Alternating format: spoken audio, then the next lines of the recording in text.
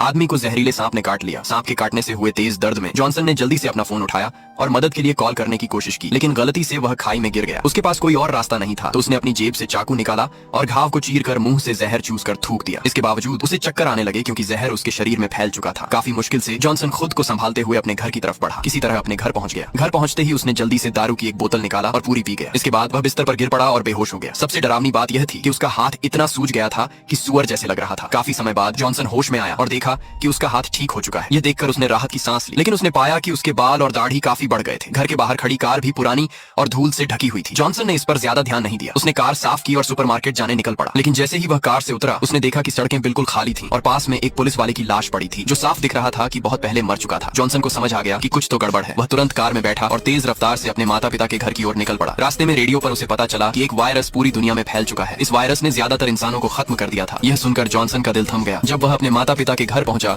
तो देखा कि डाइनिंग टेबल पर रखा खाना सड़ चुका था। उसका मन घबरा उठा। धीरे धीरे उसने बेडरूम का दरवाजा खोला और देखा कि उसके पिता की लाश बिस्तर पर पड़ी थी और उसकी माँ की लाश बाथरूम में थी। यह देखकर जॉनसन का दिल टूट गया। फिर उसने खुद को संभाला और अपने माता पिता की लाश को दफन किया। अगले कुछ दिनों तक वह घर में खाली खाली सा घूमता रहा। फिर एक दिन उसके मन में ख्याल आया, एक बूढ़ी जादूगरनी की नाक स्टूल में फंस गई थी। एक लड़के ने उसकी नाक बड़ी सावधानी से बाहर निकाली। जादूगरनी की 8 मीटर लंबी नाक अब आजाद हो गई। लड़के की मदद से खुश होकर जादूगरनी ने उसे जादुई जूते दिए और जूते के बारे में बताया कि यह इतने खास है कि एक छलांग में लाखों मील दूर पहुंचा सकते हैं। लड़के ने उन्हें आजमाने की कोशिश की, लेकिन जूते इतने तेज थे कि पैर हिलाते ही वह उड़ने लगा। उसने एक खाली जगह चुना और उड़ने की कोशिश की, लेकिन पेड़ से टकरा गया। उसने सोचा कि वह थोड़ा आराम करे और फिर राजकुमारी के साथ अपनी खोज पर निकल पड़े। शाम हो चुकी थी। दोनों ने एक गुफा में रात बिताने का सोचा। आधी रात को लड़का राजकुमारी के खर्राटों से जाग गया। उसने मिट्टी से अपने कान बंद कर लिए। तभी गुफा में सफेद धुंध भरने लगी और राजकुमारी अचानक खड़ी होने लगी। लड़के ने देखा कि राजकुमारी कठपुतली जैसी चल रही थी और कहीं दूर जा रही थी। उसने तुरंत उसका पीछा किया और गुफा के बाहर एक अजीब आदमी को धुन बजाते देखा। राजकुमारी उसकी धुन के वश में थी। आदमी ने लड़के से पूछा कि वह उसकी धुन से क्यों नहीं फंसा। लड़के ने डर के मारे नहीं बताया